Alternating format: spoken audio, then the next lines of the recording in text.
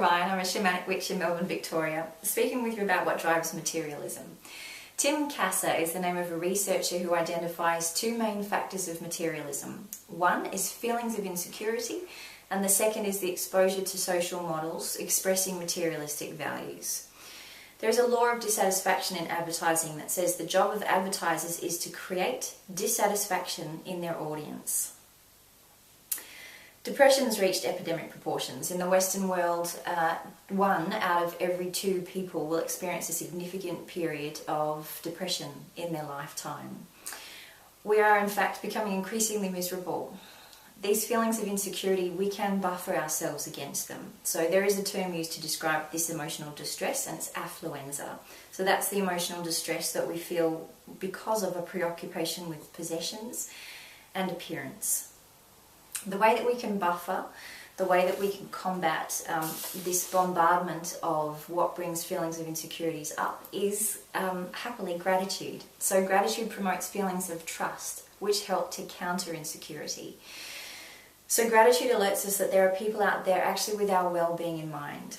There are 2 stories, so there are 2 different stories about what we need to feel secure. One is the materialistic story, which is focused on possessions and appearance, and the other is gratitude. Gratitude can actually build feelings of trust that help to counter insecurity.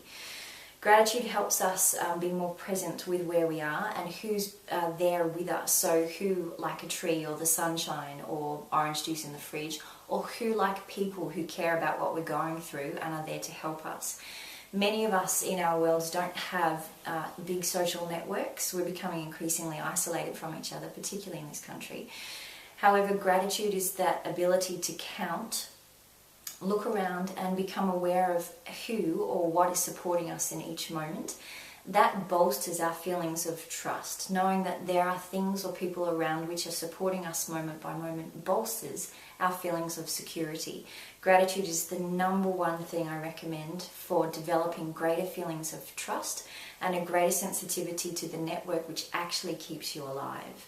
The American Indians have many teachings on gratitude and Thanksgiving.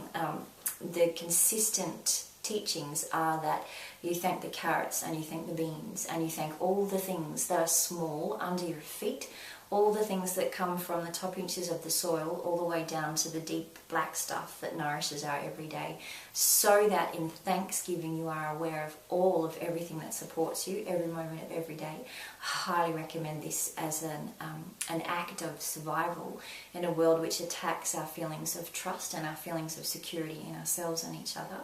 So practice gratitude whenever you feel like you're in distress or under duress and see what effect it has. Thank you.